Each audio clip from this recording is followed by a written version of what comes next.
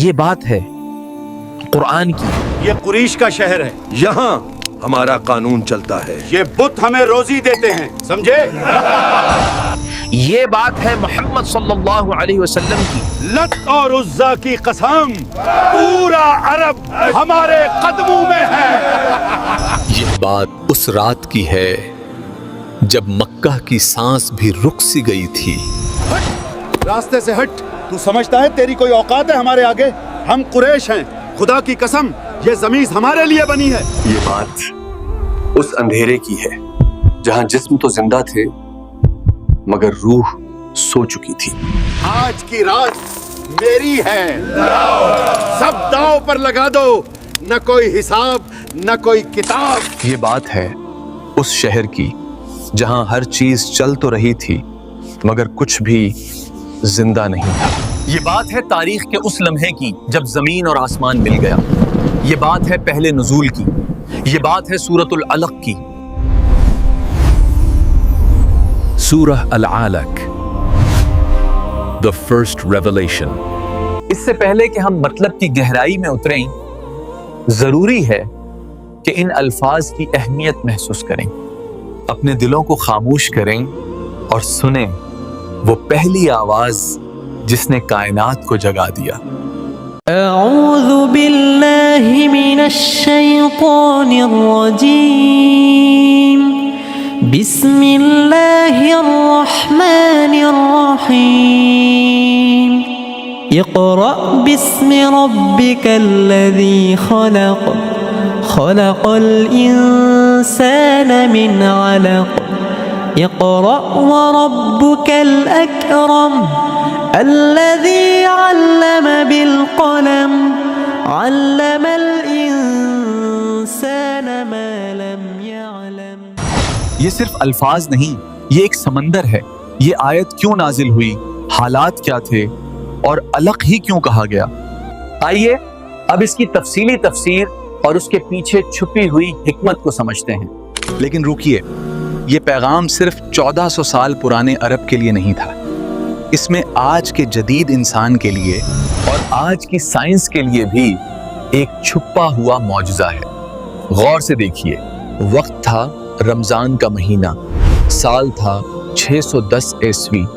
انسانیت سسک رہی تھی. نبی کریم صلی اللہ علیہ وسلم کی عمر مبارک 40 برس تھی. آپ دنیا کے شور سے دور غار حرا کی تنہائی میں سکون ڈھونڈ رہے تھے. جبریل علیہ السلام تشریف لاتے ہیں اور پہلا لفظ کیا ہے؟ اقرأ، یعنی پڑھو. غور کیجیے، اللہ نے یہ نہیں کہا دیکھو یا سنو، کہا پڑھو. کیونکہ وہ معاشرہ جاہل تھا، طاقت پر فخر تھا، علم پر نہیں. اور اللہ نے پہلی ہی ضرب جہالت پر لگائی. پھر فرمایا خالق الانسان من علق، یعنی انسان کو جمے ہوئے خون سے پیدا کیا. اس وقت کے جاہل سرداروں کو اور آج کے جدید انسان کو بھی اللہ یاد دلا رہا ہے، تیری شروعات ایک معمولی قطرہ ہے، پھر یہ غرور کیسا. تنہا بھاری علم، اتنا بڑا سچ اور اسے اٹھانے والا ایک تنہا انسان. جب یہ آیت نازل ہوئی تو غار حرا میں سناٹا چھا گیا.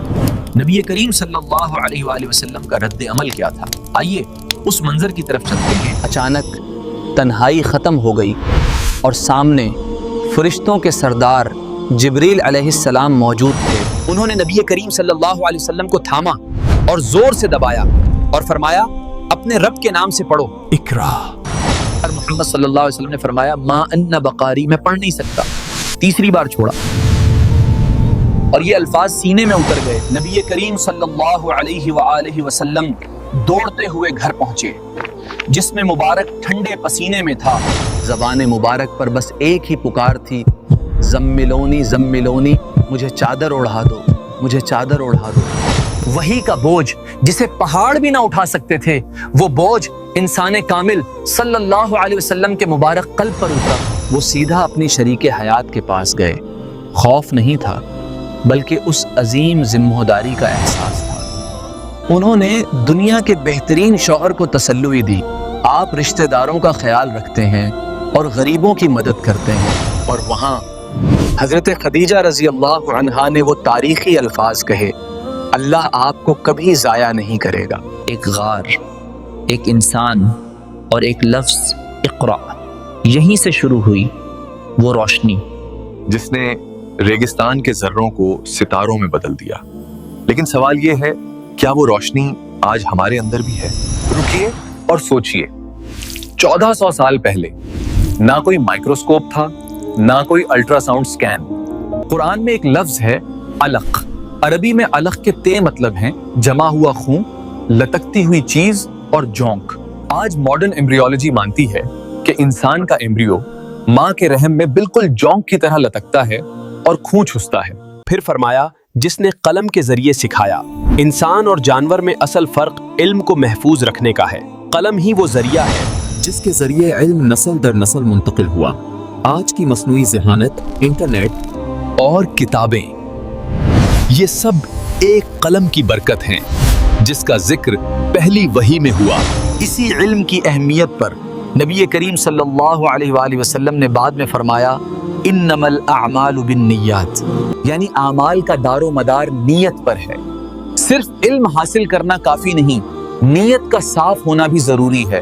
ابو جہل کے پاس بھی علم تھا لیکن ہدایت نہیں تھی، کیونکہ اس کی نیت میں تکبر تھا۔ تو آج ہم نے دیکھا کیسے ایک ان پڑھ قوم کو پڑھنے کا حکم ملا، کیسے اندھیرے میں قرآن کی روشنی جل چکی تھی۔ لیکن یہ تو بس شروعات تھی۔ مکہ کے سردار ابھی خاموش تھے مگر طوفان آنا باقی تھا۔ اگلے ایپیسوڈ میں مکہ کے سرداروں کا پہلا رد عمل، جب انہوں نے سنا کہ ان کے بتوں کو چیلنج کیا گیا ہے، یا ایھا المدثر قم فانذر۔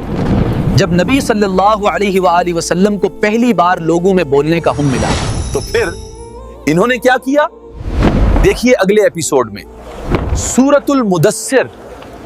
اگر آپ اس سفر کا حصہ بننا چاہتے ہیں تو سبسکرائب کیجئے اور اس ویڈیو کو شیئر کریں، شاید کسی ایک دل میں اقرا کی شمع جل جائے۔